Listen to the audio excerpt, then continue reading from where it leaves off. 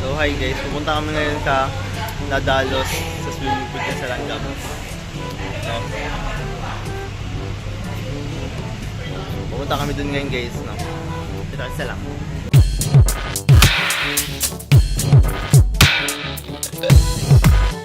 So what's up guys, after 8:41, after 30 minutes nandito na kami, no? Pupunta na kami dun, tinan mo guys, at tarik ng pababa dito, tarik na pababa. Ano?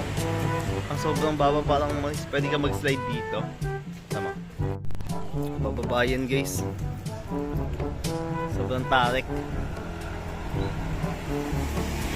Sa pagtingan na to, ako na inuna no, para ipunta dun sa resort para sundudan para rektan rin sila dalawa mamaya no, para ipapark na lang din yung motor.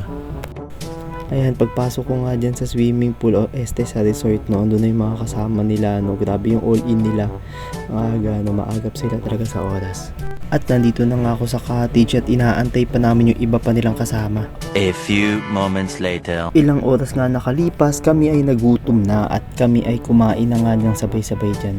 Ilang oras nga nagdaan, nagtampisaw muna kami bago kami mag-basketball. Ito na nga yung nangyari. So yun, kakalaro ko lang. Tignan mo, dumi ako sa sarili ko din guys. 1 hour later.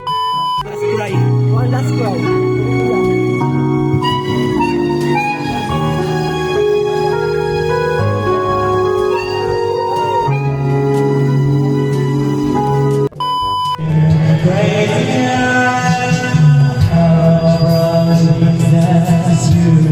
Two 2,000 years later.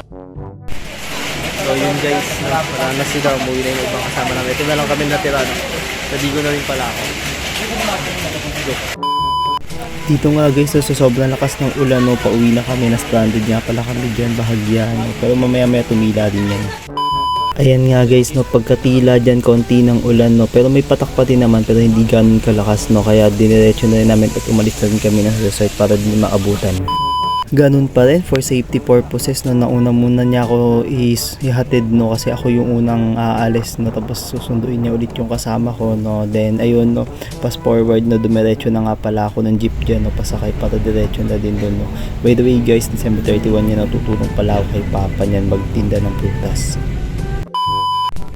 So this, tapos na yung swimming, tulong na to kay Papa para may tinda, no? That's the end of my vlog.